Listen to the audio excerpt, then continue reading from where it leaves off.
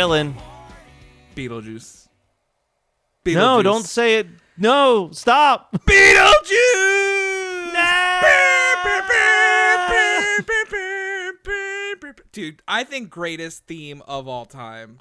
Like, so even this up TV there. animation theme is fucking lit, dude. It's so like, good, dude.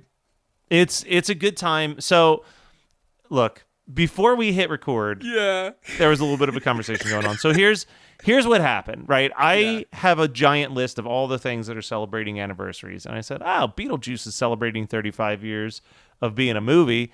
There was a Beetlejuice animated series. There must be a Christmas episode fucking somewhere of Beetlejuice. So I Googled a whole bunch, and what I found was like a dude being like, it was literally like a YouTube guy who's like, I've watched all the Beetlejuice episodes, and he's doing reviews, and he's like, the only thing that they ever did to a Christmas episode was It's a Wonderful Afterlife. It's barely a Christmas episode. It's just a parody of It's a Wonderful Life.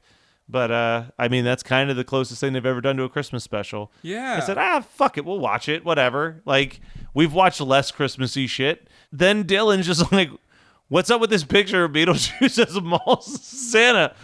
And we can't figure out a fucking thing about where this picture So I comes from. also I Googled it. Or I'm on Twitter again. And somebody else had posted it in 2019, and somebody said, which episode was this? And no one responded to that. And it's Beetlejuice and Lydia sitting dressed as Santa and an elf, and it's the sign above them says Santa's Grotto. And again, we're doing this because, like, I enjoy the Beetlejuice TV series, but this, to say that the episode we watched was a Christmas episode is the same as me saying, hey, let's watch Scream because it came out in December or some shit like that. But, like, if there's an actual existing Christmas episode, this is fucking wild. Yeah, I'm finding the exact same shit that you're finding, which is like literally those two tweets and nothing else. Yeah. Santa's Grotto. Wait, here it is. 1 second. Yeah. 4th season episode, Keeping Up with the Bones. Hold on a second. I think I Okay. found something from Beetlejuice Wiki. When Beetlejuice's new rich neighbors move in, he goes out and gets himself a monster charge card so he can have a bigger house and more stuff. However, when the repo men arrive, Beetlejuice has to make a hard decision. Okay. Oh my god. Oh my god. Oh my god. There's a clip. There's a YouTube clip. Keeping Up with the Bones is part 3. So is it literally just the last 30 seconds of the episode is a punchline where he has to be Santa Claus? I mean, it's pretty great. I will say, like, Beetlejuice, Merry Christmas. Merry Christmas. Yeah, Mike Wachowski. That's what it sounds like, man. All right. Well, okay. I don't feel as bad. If that was like a full fucking blown Christmas episode from front to back, I'd be like, wild. man, I really fucked up. But okay, so we watched the I'm other really glad we most. found this though, because that was gonna bother me all fucking day. No, we've. Thank you for joining us on this journey, everybody, as we try to solve the picture that we found on the internet mystery. All right, so Yes. I have to say, it's been a long fucking time since I've watched the Beetlejuice animated series. Same. But this was like one of my fucking go-tos as a kid. I loved the Beetlejuice cartoon series. That's what led to me watching Beetlejuice when I was super young, because my parents knew, like, oh, he likes the show. Like, he'll probably be able to handle the movie. Dude, that movie fucked me up as a kid. Did I ever tell you the story about the first time I ever cursed? No. The embarrassing I don't story? think so. Go for it. So my mom took me down to the park. I was like 4 or 5 years old. And I know where this is going. and I'm walking around the park, and I said, "Hey, Mom, look, I'm like Beetlejuice." And the way she tells the story, she's like, in my head, I thought, oh, he's gonna sing like the Banana Boat song or something. I know and he what you ran said. up to a tree at full force, and you kicked the tree, and you screamed real loud, "Nice fucking model!" And then you grabbed your crotch and yelled, "Honk, honk!" And she's like, and I got up, grabbed you, and ran you back home. He's like, because there was a lot of families in the park. Oh my god, that is But yes. hysterical. That movie fucked me up as a kid. See, that was like my first little dose of like, maybe I do like horror. But then like I didn't like blood. Like that was like my weird divide. See, mine was like eye stuff. And this movie has a fuck ton of eye stuff. There's a lot of eye stuff. And, a lot of eye so, stuff. like, that screwed with me. And not so much like when they turn into the monsters, but when she rips off her face and the eyeballs shoot out of the face. That shit scared me as a kid. So, like, I liked this movie, but we would have to go past that part where I would, like fast forward a little bit. I think in my head, which is weird because, like, most of the characters in that movie aren't in the TV show. Like, it's like Beetlejuice and Lydia, and maybe every once in a while her parents show up. But I think because I watched the cartoon, I was like, well, nothing bad can happen because, like, these characters are still around in the cartoon. So, like, how, like I always thought about shit logically. I remember, this is so fucking stupid. This is how dumb I am, how impressionable I was as a child. I loved Tailspin, right? Yeah. So my dad showed me The Jungle Book because of how much I love Tailspin. Yeah. And I spent, I swear to God, half that movie thinking at some point Mowgli was going to turn into the little baby cub that follows Baloo around Tailspin. Because I was like, there has to be a direct line from movie into TV show. Like at the end of the movie, credits roll, and you're like, what's it going to happen? Where's Samuel L. Jackson to talk about the Tailspin Initiative? Like, what's happening? I was so confused. So I just assumed every cartoon that was based on a TV show was a direct line into it. So if everything was okay in the cartoon, then everything was going to be okay in the movie. Nothing bad could happen to those people. Yeah, because, like, there is a really weird, like, misdirect or non-connection in Beetlejuice canon between the movie and the show. Like, him and Lydia never bring up the fact that he tried to force her into a marriage earlier. He tried to like ruin her life and everyone around it.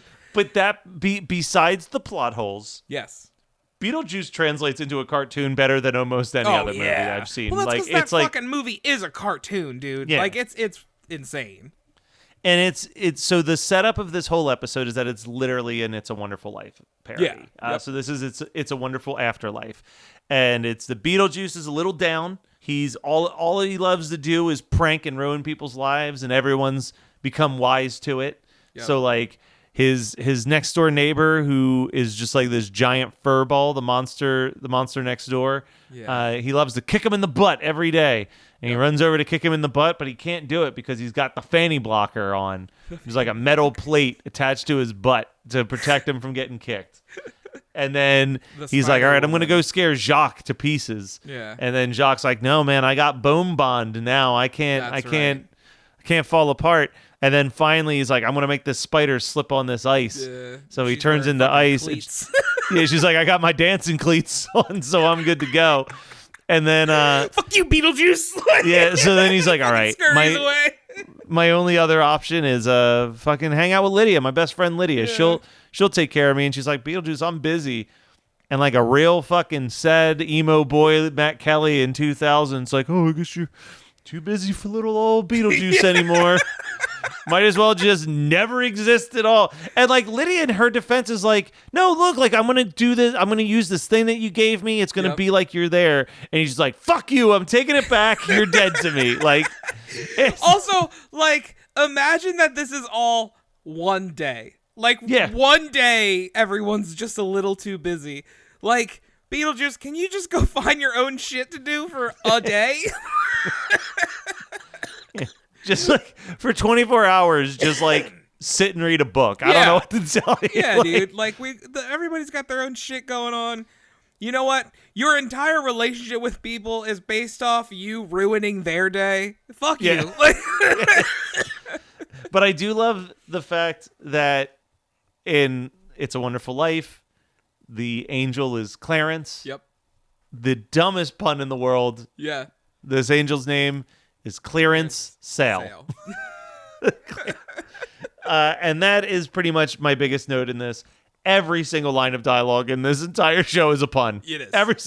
Every single sentence that comes out of a character's mouth is some weird fucking pun. Yep. It is crazy. to me. It is, man. I got nothing, man. Like, like I grew up with this show. I enjoy it. I will always enjoy the movie a little bit more. Oh, the movie is a masterpiece, and the show is a kid's cartoon from 1980. Yeah, very much so. It is mind-blowing and heartbreaking how many original scripts are written every year but are never made. So we seek out these scripts and bring them to life with full audio production and professional actors. Check us out at Undiscovered Scripts, Movies made of paper. wherever you get your podcasts. Free. I always enjoyed the animation and the way that was done. It's pretty masterful. So you know what this is missing that is, in my mind, the thing I always remember about Beetlejuice is actually like the weird Afterlife TV character that's like almost like a CGI claymation hybrid. Like you see him in the opening credits for a split second, and he like waves them into the television set.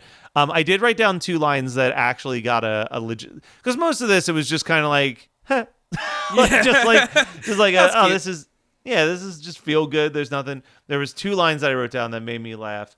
The one line, Beetlejuice is losing his mind, and he's like, "This isn't real." And then he looks at the camera and he goes, "You see, kids, even I can admit that this is a cartoon, but by cartoon standards, this is still really getting out of hand." It's like fucking love that. But you then were when he a goes, big fourth wall break guy. I You? love a fourth wall break. So Beetlejuice. Sorry, so we've skipped a whole bunch though. Beetlejuice is fed up with not being able to ruin everybody's day. Yes. He has to be alone for 24 hours. And before clearance can stop him, he's like, "I wish that I was never here." Which is a wild jump. Yeah. I'm having a really bad day. But I the wish wish I comes didn't true. exist. Yeah, wish comes true. And now Beetlejuice is seeing that everything is different, right? Yeah. And first, there's some like background art that is insane. So like it fades to a commercial break. It comes back. There is the most demonic drawing of a sun in the sky I've ever fucking seen. It's like big eyes, crazy smile in the sky. Dude, but that's like in general. Like I love the opening credits of Beetlejuice the cartoon. Like the weird, like horrific neon colored drawing of Beetlejuice's face. I forgot that it opens with like his rotted corpse being reanimated by the words Beetlejuice. And it's like it's like a neon, like there's like pinks and greens in there and everything else. There's a spider crawling up his nostril hole. Like it's like so a fucked good. up. It's so good. I wish it was more of that. I wish Beetlejuice the cartoon was more of that. More of the CGI TV character that you're talking about. I think that Beetlejuice the cartoon series walked, so Courage the Cowardly Dog could run. For sure. I think that Courage, I think Real Monsters, I think a lot of those shows, Beetlejuice kind of opened the door, even to a certain extent, Ren and Stimpy. Yeah. Because this predates Ren and Stimpy. Like, I think that really showed that you could do some, like, creepy, weird, gross shit. Yeah. In a cartoon a little bit. Yep. But here's my prediction. If God knows we're living in the nostalgic age. Yeah. Where they're just renewing everything. If they're suddenly just like, hey, guess what? Season 5 Beetlejuice happening next year on Hulu. I think that they would lean more into that like gross neon colors type vibe. They'd be like, all right, this is gonna be for the 30-year-olds now, so we're really gonna fucking make this creepy. It's terrifying, and I kind of wish that's how he was animated the entire show. Yeah. I want to imagine that this is how like Lydia sees him. Like we're just seeing like a cute version of him, but this is what he actually looks like. I agree. All right, so now let's talk about what everybody's doing now that Beetlejuice doesn't exist. Yes. Right? Yeah. So he goes to his Roadhouse bar or whatever, and now it's a fancy French restaurant ran by Jacques. And this is the other piece of background art that I love, is that Jacques is slightly larger now because he's running this fancy restaurant. But there is just a painting of Jacques on the wall behind him that just made me chuckle every time that it cut to the wide shot, because it's like so crudely drawn. Like it's not a very good drawing. Yeah. But yeah, so Jacques rich and doing well. He finds out that the spider lady, whose name I totally forget, she's like Oh, Ginger. Ginger is like a massive star because Beetlejuice wasn't there to fuck up every audition that she went to do. So she's like a raging success. Things are great for Ginger. Then he's like, the monster next door is now the monster down the block because he is making bank. He is doing great. And like Beetlejuice is like, you know what? Well, then fuck the netherworld. I don't need this. I just need my Lydia. Yeah. But like without Beetlejuice in her life, Lydia's just like a depressed kid who's going to kill herself soon. Like it's just like a real sad situation, which is only highlighted more by Clarence being like, yeah, she's just the spare tire on the road of life now. Yeah. And I'm like, Jesus, what a fucking savage insult to throw on someone's name. But like, so then Beetlejuice like crashes the car through the house and Lydia's like, yo, I think that you're the spark of joy that I need in my life. And he's like, this is great. I don't need the netherworld. I just need my Lydia. I'm just going to hang out with Lydia all the time. We're going to be best buds. That's all that matters. And Clarence is like, nope, that's not the deal. Like you lose the netherworld, you lose fucking everything. And that includes Lydia. Like you got to just exist in nothingness. And he's like, well, then I call the wish off because I cannot live my life without this girl that I tried to marry when she was 16 against her will. Like, and that's our happily ever after. There is, when he's having his freak out that he might never see Lydia again, though, the music score, I'm not sure if you caught this, is just like guitar squeals. Yeah. And I was like, dude, I think that you're right, that this whole atmosphere and vibe really set the stage for the slightly more edgy 90s kids cartoons. Yeah. Because man, 80s kids cartoons are fucking tame as shit. Yeah. Like, and like this was the one that was like, this is for the grown-up kids. Yeah. This is for the extreme. Yeah, like this, because I think about it, it's like I loved Beetlejuice. I didn't watch fucking Captain Planet that much. Like it was on, so I was like, it's a cartoon. I'm a kid. I'll watch Captain Planet. But like, even like comparing it to even stuff like Garfield or like Muppet Babies or Smurfs, like this has just got a little bit more edge than all of those. Yep. Fucking Teenage Mutant Ninja Turtles, like all of it. Like I don't remember a lot of like episodes of Beetlejuice, but every time a new character was shown, I was like, I remember them. I remember them. Like I will never forget the monster across the street. Yeah, like, but what's weird is like, so I remember distinctly. Yeah. The Beetlejuice toy line. The Beetlejuice toy line was fucking amazing. I don't think they ever did a toy line for most of the TV show characters. Like, I think that it was just like, here's like 14 variations of Beetlejuice that you can buy. Yep. Like, here's an OFO toy. I know the kids are storming the streets for that. And then it was just like other weird fucking monsters. But like, I have a few of them in the basement still in the box. Like the one that's like the snake head. And there was like the hunter that you would pull off his head. And it was the little teeny head hunter head underneath. It was always like a head. It was a head that you could pop off to find like a smaller head. Or there was the exploding Beetlejuice where he's in like a suit. Yep. Where you press a button and he blows up. And it's literally Beetlejuice's head attached to like organs. And then you would piece it back together. Like those toys were fucking amazing. Yeah, because like the majority of them are just based on the movie. Yeah. And then like weird side characters that don't exist from the movie. I don't fucking know. This is weird. Beetlejuice is weird. The Beetlejuice toy line came out at almost the exact same time as the Ghostbusters toy line. Okay. Where they were just like, they had like the freedom to print every single fucking monster that came to their mind. They're like, here's a toilet that runs around. Yeah. What does this have to do with Ghostbusters? Nothing. Fucking run it. Man, I'm looking at this right now, and I'm looking at a picture of what seems to be all of the action figures, and I had every fucking one of these except for the cabbie Beetlejuice. I wish you still had them, man. I had the Adam that you could take the head off. I had the Otho. I had the camping Beetlejuice. I had the the fucking glow in the dark, take apart in 3 pieces. I had the snakehead one. I had the little zoot suit one. Like, fucking wild. Dude, Beetlejuice rules. It's great.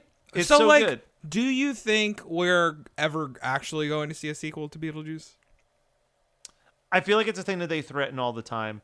I So I did look. Yeah, the go ahead. only thing that ever tied to the TV show that was made available to human beings were a series that I also distinctly remember of like Burger King toys. I saw that.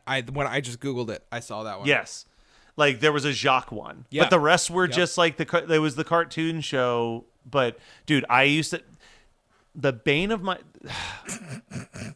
I'm so frustrated. Okay. I collected so many McDonald's and Burger King kids toys. Yeah.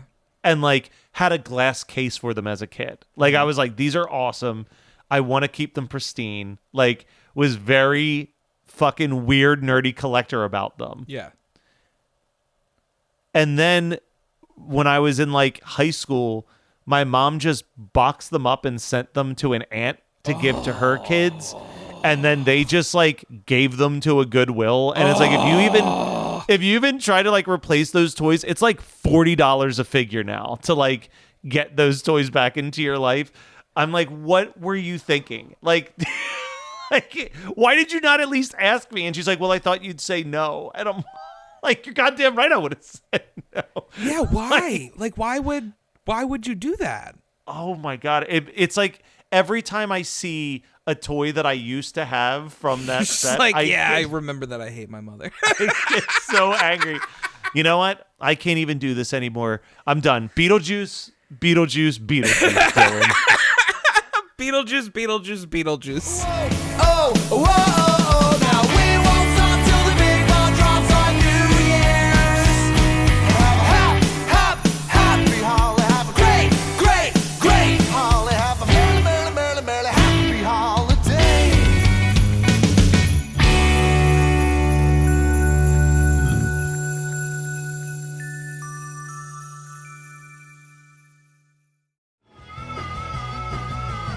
You're listening to the Geekscape Network.